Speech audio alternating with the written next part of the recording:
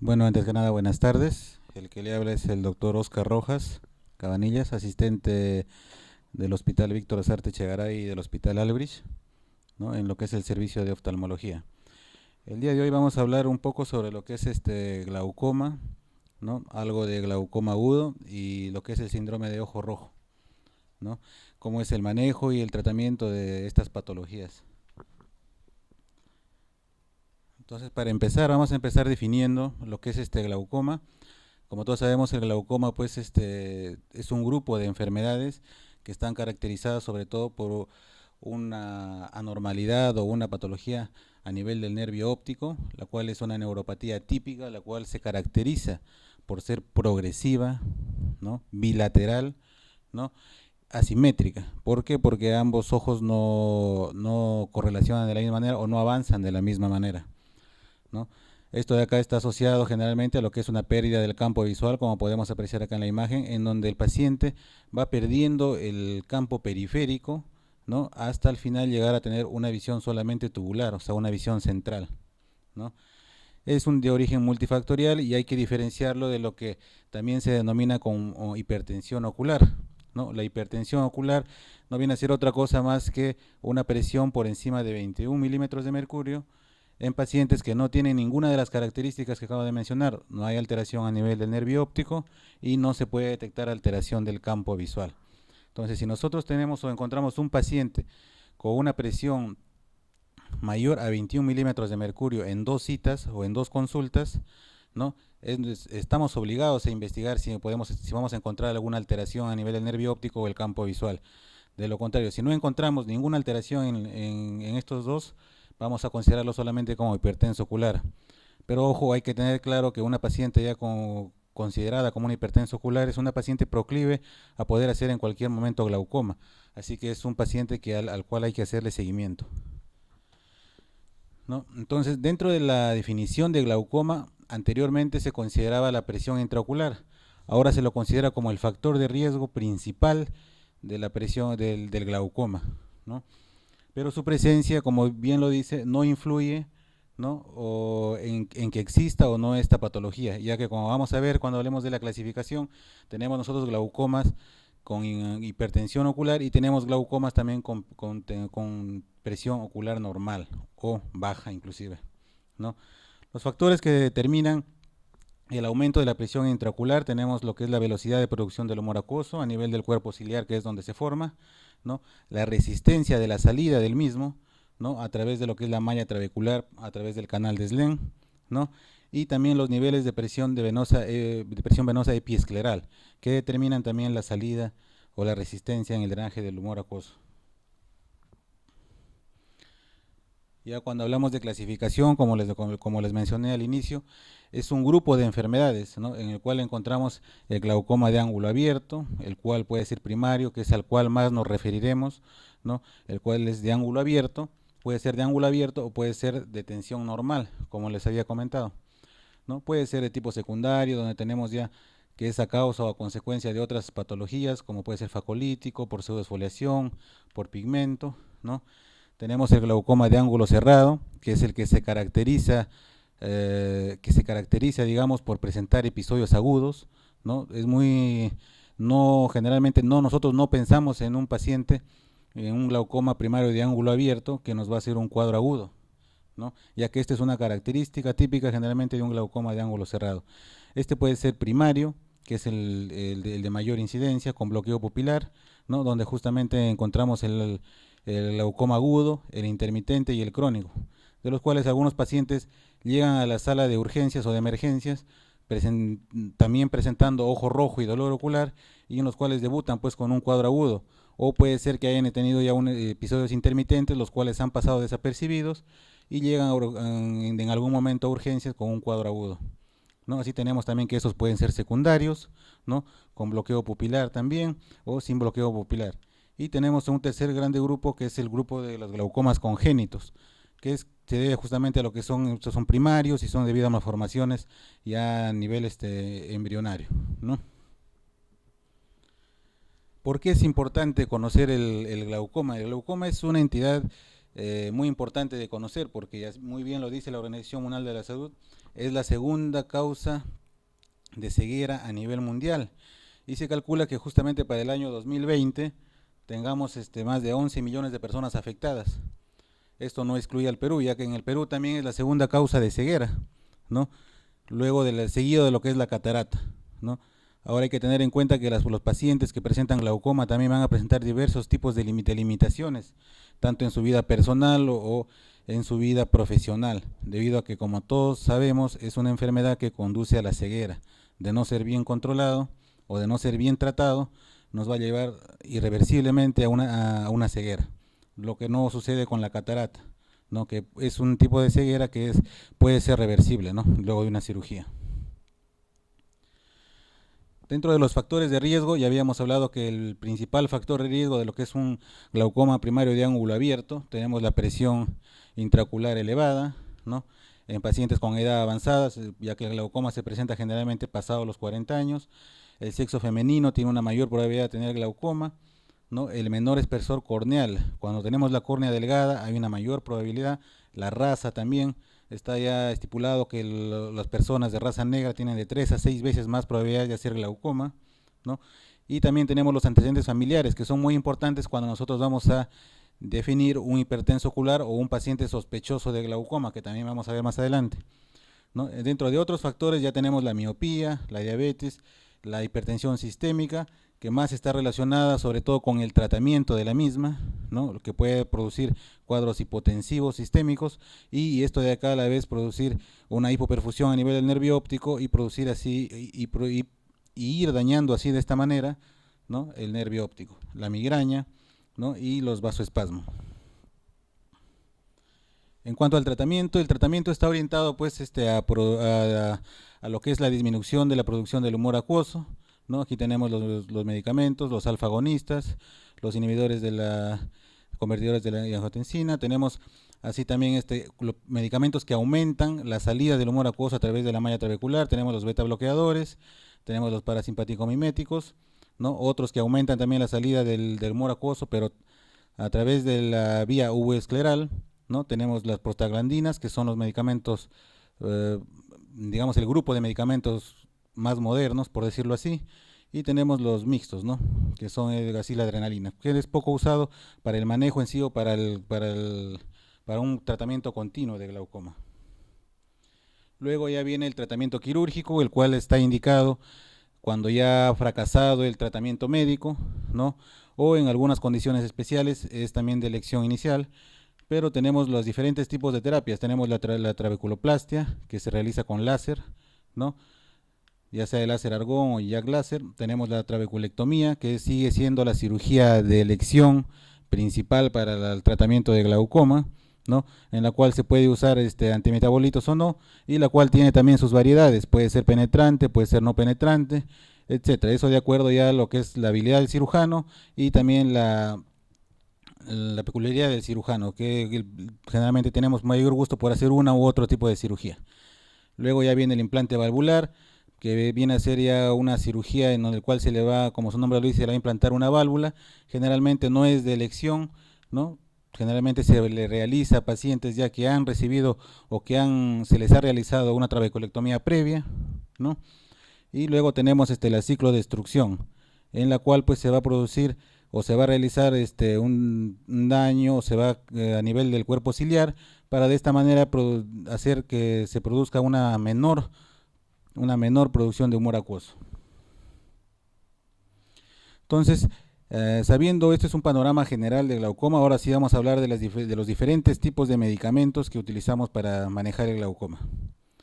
Entonces, lo importante para manejar un glaucoma es cómo hacerlo, ¿no? O sobre todo, cuándo tratar a un paciente. ¿Por qué? Porque nosotros cuando vemos un paciente en el consultorio, vamos a ver que es difícil a veces en los pacientes definir o diagnosticar un glaucoma, sobre todo cuando es un glaucoma incipiente o cuando el paciente nosotros sospechamos que tiene un glaucoma, pero aún no lo hemos podido definir, ¿no? Entonces el paciente que es sospechoso de glaucoma tiene un mayor riesgo de desencadenar una pérdida de la visión significativa por glaucoma en el tiempo, pero es difícil nosotros de determinar este paciente. Entonces, cuando nosotros hablamos de un sospechoso de glaucoma o un hipertenso ocular, el cual no presenta daño a nivel del nervio óptico, ¿no? Y tampoco presenta daño a nivel del campo visual. Es un paciente que tenemos que observar y tenerlo muy en cuenta, porque es un paciente que en el futuro nos puede hacer glaucoma. Entonces es un paciente que tenemos que hacerle seguimiento. Entonces ese es el problema en cuando tratar a un paciente, ¿no? Entonces todas las decisiones y todo paciente, como en todo tipo de tratamientos y en todo tipo de patologías, tiene que ser individualizado, ¿no? ¿Por qué? Porque hay un paciente que sea sospechoso, sea hipertenso ocular, también van a sopesar todos los factores mencionados anteriormente, como la carga familiar, ¿no? El sexo del paciente, ¿no? Si ha tenido o no este paciente familiares anteriores que han quedado de repente ciegos. A veces el paciente no refiere o no menciona, pero dice, sí, tuve un abuelo, tuve un abuelito que quedó ciego, no sabemos por qué. Entonces, eso puede ser un antecedente de que el paciente ya ha tenido un familiar que ha tenido glaucoma y de repente todavía lo estamos manejando como un hipertenso ocular o como un sospechoso de glaucoma. Entonces, en este tipo de pacientes, individualizando el manejo, ya nosotros podríamos indicar un tratamiento. Actualmente existen algunos scores, ¿no? Que permiten determinar el riesgo del paciente a los 5 años, ¿no? Para ver si este paciente va o no va a presentar glaucoma, ¿no?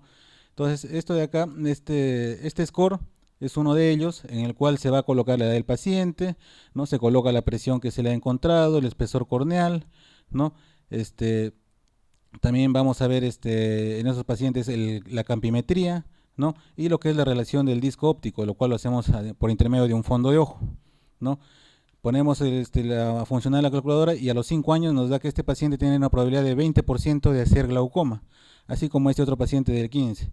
Entonces, actualmente se está utilizando mucho esto de acá en oftalmología, ¿no? Para predecir, en lo que sobre todo en pacientes que son hipertensos oculares o sospechosos de glaucoma, para ver si se inicia o no se inicia un tratamiento, ¿no? Y nosotros sabemos que de iniciar un tratamiento en estos pacientes, esto de acá no sería pues un 20%, podría bajar por lo menos a la mitad. Entonces, ese es el beneficio de usar este tipo de scores en algunos casos. ¿Qué objetivo sigue el tratamiento del glaucoma? Los objetivos son pues mantener una función visual adecuada, ¿no?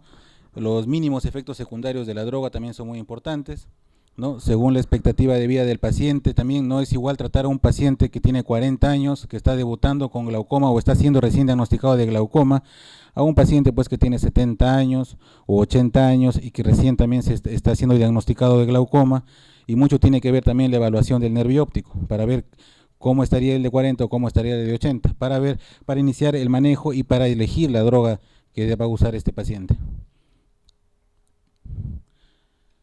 También tenemos que pensar en que estos pacientes, en qué actividades diarias realizan. Si el medicamento que nosotros vamos a elegir le va o no le va a afectar, ¿no? Sus actividades diarias, ya que hay medicamentos que se utilizan una vez al día, hay medicamentos que se utilizan 3 veces al día, medicamentos que son 2 veces al día. Entonces esto de acá puede alterar las actividades de los pacientes, ¿no?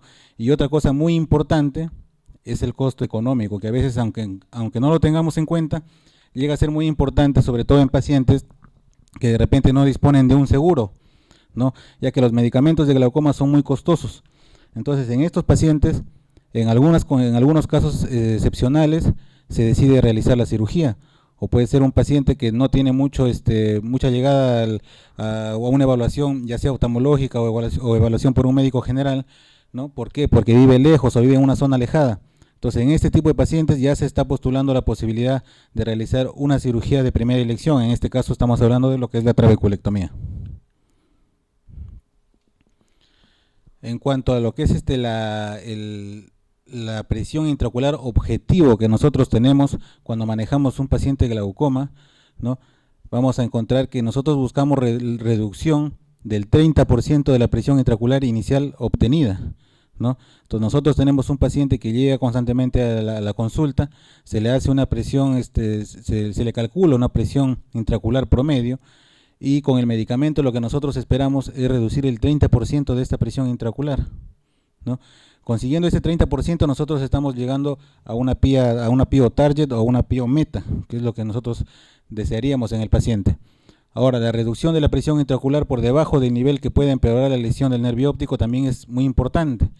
A veces aún encontrando una presión intraocular meta o obteniendo una presión intraocular meta, ¿no? Vemos que el glaucoma sigue progresando, ¿no? En el tiempo. Entonces, en este tipo de pacientes es muy importante evaluar la lesión a nivel del nervio óptico, y si es así, se debe nuevamente intentar reducir esta presión, ya sea con mayor terapia de drogas o en este caso con cirugías, ¿no? Por eso es que todo tratamiento debe ser individualizado, ¿no? Basándose en la PIO en la PIO que encontramos en el paciente, basándose, ¿no?, en la expectativa de vida del paciente, la gravedad del daño del nervio óptico y el factor de riesgo asociado que tenga este paciente en el caso de los sospechosos de glaucoma. Entonces, ¿qué es lo más importante en una terapia? Empezar siempre con una monoterapia. Está ya más que repetido en lo que es lo que es la oftalmología, el tratar de usar solo un medicamento o una monoterapia, ¿no? Actualmente se está postulando ya que las terapias con 2 drogas o 3 drogas usadas en un solo, no sé, en una sola dosis o en un solo medicamento, que estamos hablando de los medicamentos comerciales, también se los está considerando como una monoterapia, ¿no? Y ahora también es importante con qué fármaco empezar o qué fármaco es mejor tolerado para el paciente. Y esto también va a depender mucho de si el paciente tiene o no tiene una patología de fondo, como vamos a ver. Entonces, dentro de los grupos de antiglaucomatosos, nosotros vamos a encontrar los análogos de las prostaglandinas, vamos a encontrar los beta bloqueadores, los parasimpático miméticos, los inhibidores de lo que es la anhidrasa carbónica, los agonistas adrenérgicos, las combinaciones farmacológicas, que ya vienen a ser los fármacos que vienen 2 drogas en un solo medicamento y hasta 3 drogas en un solo medicamento, ¿no? Y los agentes hiperosmóticos, que generalmente los utilizamos en episodios agudos. Entonces vamos a tocar rápidamente estos grupos. Vamos a empezar entonces con lo que son los análogos de las prostaglandinas, ¿no? Dentro de los análogos de las prostaglandinas nosotros encontramos una serie de medicamentos, de los cuales los más usados tenemos el atanopros, ¿no?, el travoprost y los otros que son menos usados. El últimamente recientemente agregado, que es el tafulprost, que actualmente recién está siendo agregado. Aquí en el Perú todavía no lo encontramos fácilmente, ¿no?, ya que es un medicamento prácticamente nuevo, aprobado recién por la FDA en el 2012, ¿no? Entonces todos estos análogos de las prostaglandinas van a funcionar aumentando lo que es el flujo de la vía UV escleral, ¿no? Dentro de lo que es las vías de drenaje del humor acuoso, tenemos pues la vía uvuloescleral y la vía trabecular, que son las principales en realidad, ¿no?, más la vía trabecular, y estos medicamentos tienen la ventaja de que funcionan a nivel de una de estas vías, ¿no?, aumentando el flujo o el drenaje a nivel de la vía UV escleral, ¿no? Entonces son los nuevos fármacos antiglaucomatosos, como ya les había comentado, ¿no? Actualmente se consideran de primera elección en lo que es glaucoma primario de ángulo abierto, ¿no? La otra ventaja que tienen es que se utiliza una vez al día, entonces no influye mucho con la actividad diaria del paciente, ya sea en su hogar o sea profesionalmente, ¿no? Y actualmente estos medicamentos generalmente se usan por la noche, ya que su efecto se ha comprobado que es mejor en estas horas, ¿no? La mayoría son pues análogos de las prostaglandinas F2 alfa, ¿no?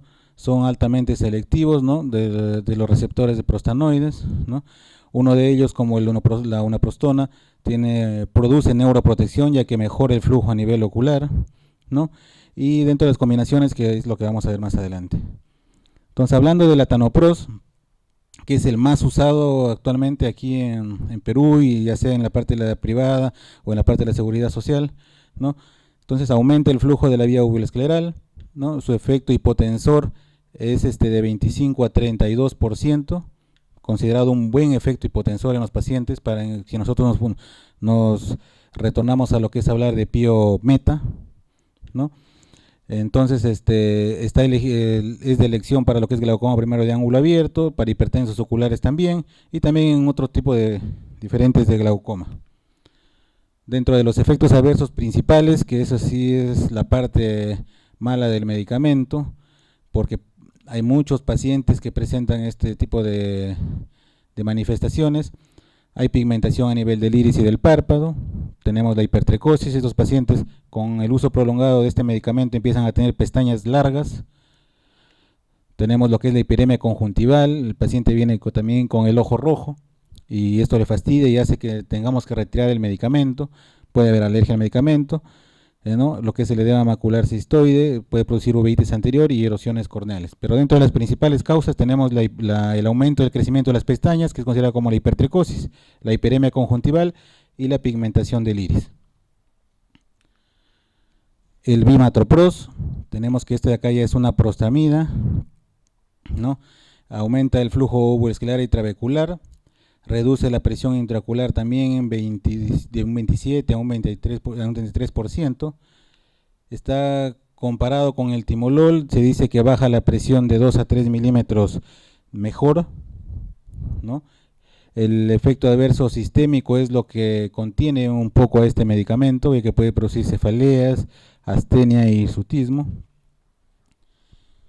Y acá tenemos todos lo que es en este grupo, tenemos el atanopros, el tavapros, el bimatopros y la onaprostone. No está acá el nuevo que estuvo que les mencioné anteriormente. Entonces, de todos estos medicamentos, todos funcionan a nivel de la vía uvuescleral, a excepción del bimatopros, que además de la vía uvuescleral, también funciona a nivel del flujo trabecular. Este es el beneficio de este medicamento, por lo cual se dice que comparado con el atanopros, baja de 1 a 2 milímetros más de mercurio la presión intraocular. También tenemos que dentro de este grupo, todos los medicamentos tópicos van a tener un preservante, el cual es en muchos casos el producto de la deserción del paciente. ¿Por qué? Porque muchos de los pacientes tienen alergia a este tipo de preservantes. El principal preservante usado en lo que es todos los medicamentos de glaucoma es el cloruro de benzalconio, ¿no? Este preservante produce mucha alergia en los pacientes y la deserción al tratamiento. Dentro de los efectos colaterales, ya los había mencionado, los principales, la inyección conjuntival, que se presenta en todos, en uno y en menor grado en cada uno de ellos, ¿no? Molestias locales, la queratopatía puntata o punteada y la pigmentación del iris.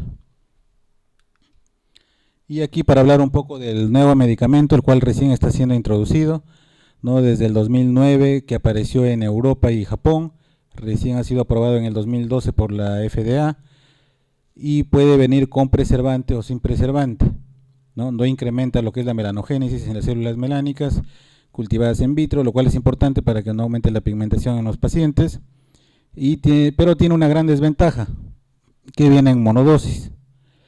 Entonces esta desventaja es lo que de alguna manera está limitando también posiblemente su total ingreso hacia los pacientes, ya que al venir en monodosis es mucho más caro.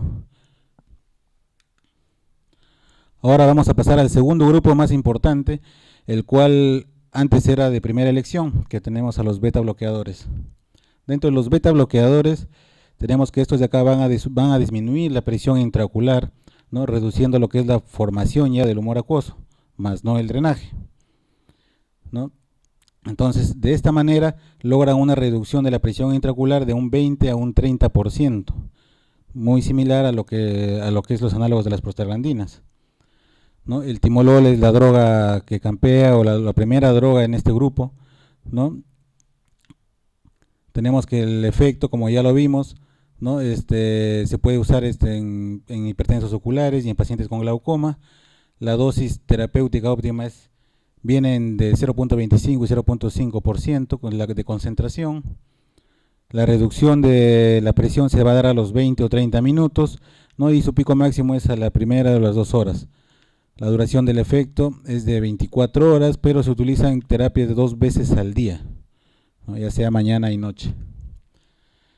Una de las desventajas del timolol es que en algunos pacientes su uso continuo va a disminuir su efecto.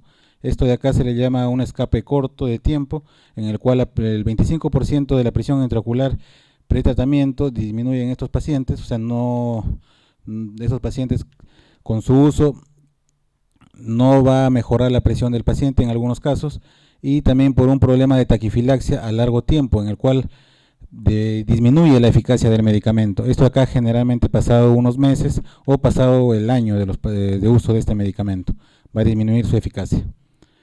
Dentro de los efectos que puede presentar, ardor, hiperemia conjuntival son los más comunes, También algunos pacientes refieren lo que es visión borrosa, lo que es queratitis y ojo seco, pero esto de acá mucho se relaciona con el preservante, como ya lo vimos.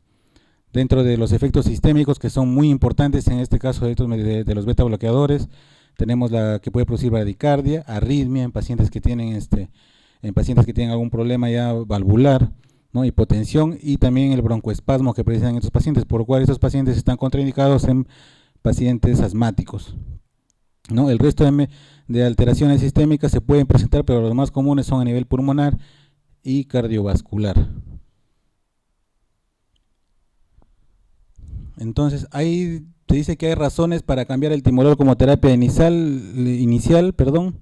Sí, hay razones, ¿no? ¿Por qué? Porque el efecto o las alteraciones sistémicas de este medicamento en pacientes que tengan asma o que tengan algún problema cardiovascular sí lo ameritaría, ¿no? ¿Y por qué? Porque hay una disponibilidad de nuevas drogas que se usa una vez al día, entonces en este caso sí habría, digamos, justificación. Hay efectos colaterales sistémicos leves, es mejor en otras drogas que con el timolol, ¿no? Y a largo plazo los otros medicamentos no pierden eficacia, y como acabamos de ver en el timolol sí.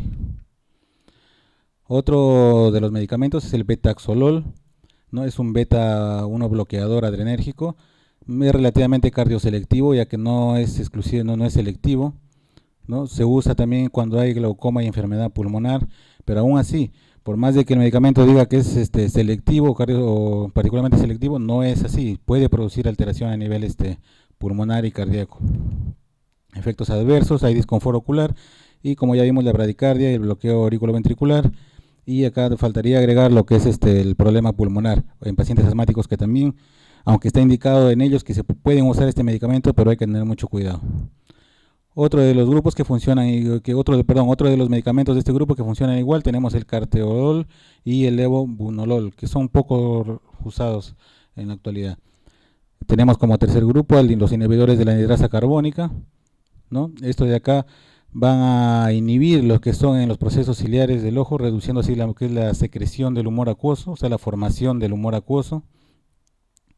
La reducción es la disminución de la presión intraocular en menor grado o en menor potencia que el grupo anterior, ¿no? Está indicado en cualquier forma de glaucoma, también en los casos de uveitis hipertensiva, hipertensiones transitorias, postcirugía, postláser también están indicados, y está contraindicado en lo que son pacientes con antecedentes de cólicos nefríticos. ¿Por qué? Porque la acetazolamida, que viene en tabletas de 250 miligramos, produce un aumento también de la diuresis, ya que es un agente osmótico.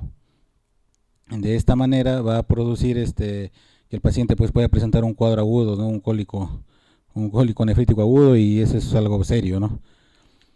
Dentro de las contraindicaciones tenemos que no se utiliza este medicamento para terapias largas. Antiguamente se lo usaban para terapias largas, pero se ha comprobado que no es lo ideal, ¿no? La dosificación, ya les dije, 250, se puede usar cada 6 o cada 8 horas, ¿no? Dentro de lo que son los efectos indeseados, tenemos lo que son las parestesias, puede producir miopía transitoria, reacciones cutáneas, discrasia sanguínea y la depleción del potasio, que también es importante, ¿no? Por eso en estos pacientes generalmente se les recomienda que tomen este medicamento con jugo de naranja y que también consuman plátano para disminuir este tipo de molestias, ¿no? Puede producir también a la vez anorexia, pérdida de líbido y la formación de cálculos renales. El otro medicamento que es tópico de este grupo, tenemos que es la dorzolamida, que fue el primer inhibidor de la anhidrasa carbónica tópico, ¿no? Su efecto es inferior también al del timolol y a las de las prostaglandinas. Cuando hablamos de una monodosis se utiliza 3 veces al día, ¿no? Y cuando lo utilizamos asociado a otro medicamento se utiliza 2 veces al día, ¿no? Tiene combinaciones con el timolol y con otros medicamentos. Es un tratamiento alternativo también en pacientes asmáticos que no pueden usar timolol, aunque su potencia es menor. Y los efectos adversos son que pueden presentar pues sabor amargo, una incidencia significativa de alergia y queratitis. La brinzolamida también es un medicamento eficaz que se utiliza 2 veces al día, ¿no? Equivale a 3 veces al día de dorzolamida en cuanto a la reducción de la presión intraocular, ¿no? Cuando se añade atimolol, la vinsolamida produce una reducción marcada de la presión intraocular. Eso es un buen efecto de este medicamento asociado. Y dentro de los efectos secundarios tenemos lo que es la visión borrosa, transitoria y el sabor anormal. Ahora vamos a hablar de los agonistas alfa-adrenérgicos, en los cuales tenemos a la brimonidina. La brimonidina pues es utilizado en monoterapia, ¿no? Su efecto de disminuir que el efecto de disminución de la presión intraocular es comparable con la del timolol y significativamente mejora lo que es el betaxolol, ¿no? Disminuye la presión intraocular y se mantiene bien durante los años, o sea, no hay un efecto de taquifilaxia como vimos en el caso del timolol, ¿no? Dentro de los efectos secundarios tenemos lo que es la sequedad de la boca, la cefalea y fatiga, y también puede producir en 13% de los pacientes que un ensayo clínico produce alergia ocular, ¿no? Con una conjuntivitis folicular. La clonidina actúa también a nivel de los receptores alfa-2, disminuye los picos elevados de la presión intraocular, ¿no? Aplicándose también con láser. Es poco eficaz en el control de la presión intraocular a largo plazo, ¿no? Ya que hablamos que la taquifilaxia se puede dar en 3 semanas, ¿no? Por eso también no es muy usado.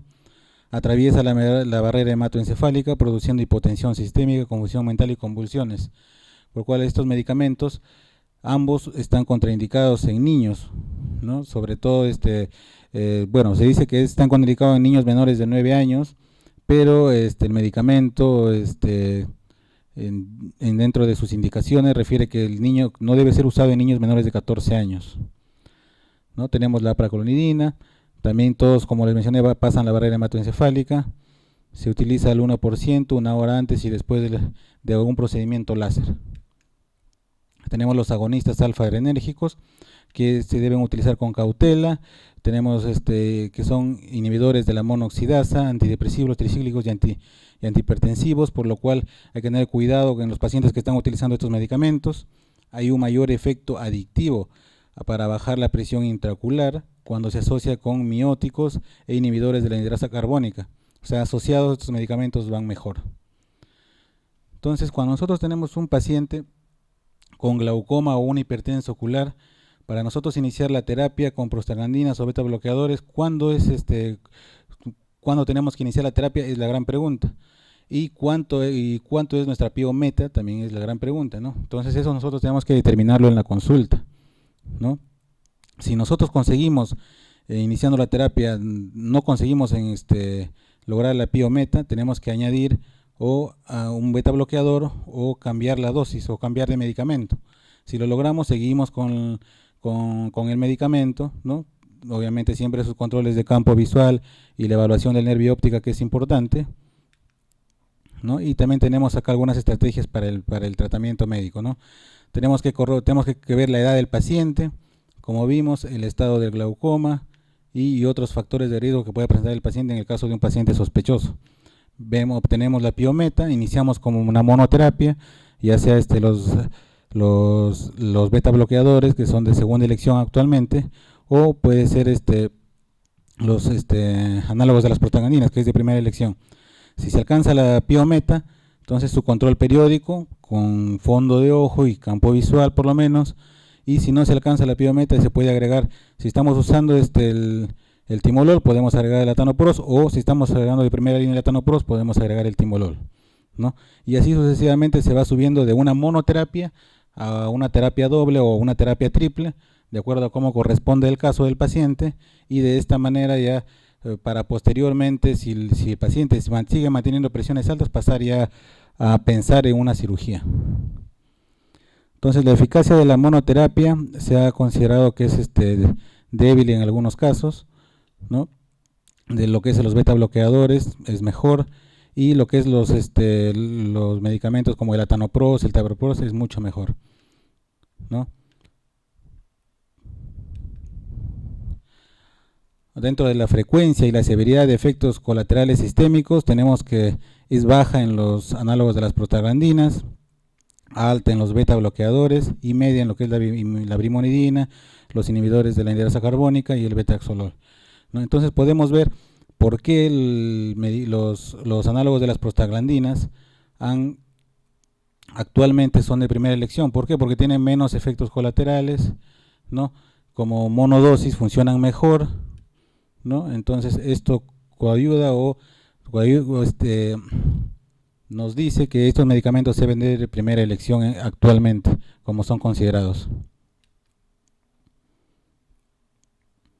Dentro de la severidad de efectos colaterales, también tenemos que en el atanopros y en los beta bloqueadores en este caso es baja, ¿no? Lo cual corrobora lo que es de primera elección el atanopros, ¿no? Y ahora vamos a hablar algo de terapia combinada, ¿no? Algo rápido de lo que es terapia combinada. Cuando falla la monoterapia dentro de los primeros 2 años de tratamiento, tenemos que esto falla en el 50% de pacientes, ¿no? O sea, un paciente que está siendo tratado generalmente a los 2 años con monoterapia va a fallar la terapia. Puede ser que de repente estuvimos usando timolol, subió la taquifilaxia, ¿no? O sea otro medicamento. Entonces en el 50% de pacientes tratados a los 2 años esto falla. El estudio de la OTS dice que el 40% de pacientes tratados requirieron más de una droga para reducir la presión intraocular en un 20%. ¿No? Otro estudio, tenemos que el 75% de pacientes tratados médicamente requieren 2 o más drogas para reducir la presión intraocular en un 35%, y nosotros habíamos catalogado que nuestra PIO-meta era el 30% más o menos. Entonces estamos hablando de que en la mayoría de pacientes al final vamos a terminar utilizando terapias dobles o terapias triples, ¿no? Y este es un cuadro donde vemos la aparición de los medicamentos, los diferentes tipos de medicamentos en el tiempo, y el último medicamento que ha aparecido, el tauropros, como les había mencionado, ¿no? Entonces dentro de las combinaciones fijas hay diferentes tipos de terapias y de combinaciones, las cuales generalmente son comerciales, ¿no? Tenemos que la conveniencia en la aplicación, el paciente utiliza 2 drogas en una sola vez al día, ¿no? Disminución en costos, también se disminuyen los costos utilizando una combinación fija. Se elimina el efecto del wash-up, o sea, el efecto de barrido del medicamento, reduce lo que es la cantidad de preservantes de usar una terapia doble con 2 medicamentos separados, y mejora el resultado también en lo que es la cirugía filtrante, ¿no? Dentro de la terapia concomitante tenemos combinación fija, no hay disponible. El esquema de dosificación es similar, permite también descontinuar la droga selectivamente en el caso del efecto colateral y eleva el costo de tratamiento, ¿no? Cuando hay una terapia, estamos hablando de 2 drogas separadas, ¿no? Dentro de las combinaciones tenemos el timolol y la dorzolamida, ¿no? Que tiene una eficacia superior, ¿no? Por cada constituyente solo. Ambos se catalogan, se los compara, su efecto de ambos se los compara con el efecto del atanopros, ¿no? Y también podemos utilizar timolol, brimonidina, también a la vez. Dentro de las prostaglandinas tenemos el birmatopros y el timolol, ¿no? Que están sus nombres comerciales, el atanopros y el timolol, ¿no? Que son los más usados. Entonces, en cuanto a la atanopros y el timolol, su eficacia es buena, ¿no? En estos medicamentos, ¿no? Tenemos que en monoterapia es de 1 a 1.9 a 2 milímetros de mercurio mejor cuando es en terapia doble. Hay una reducción adicional de 1 a 1.2 milímetros de mercurio sobre el atanopros solo, ¿no? Y esto de acá es significativo, ¿no? Eficacia discretamente superior al timolol también unido a la dorzolamida, ¿no? En 1 milímetro de mercurio. Y tenemos acá también la categoría de los agonistas beta 2 selectivos y los antagonistas adrenérgicos, ¿no?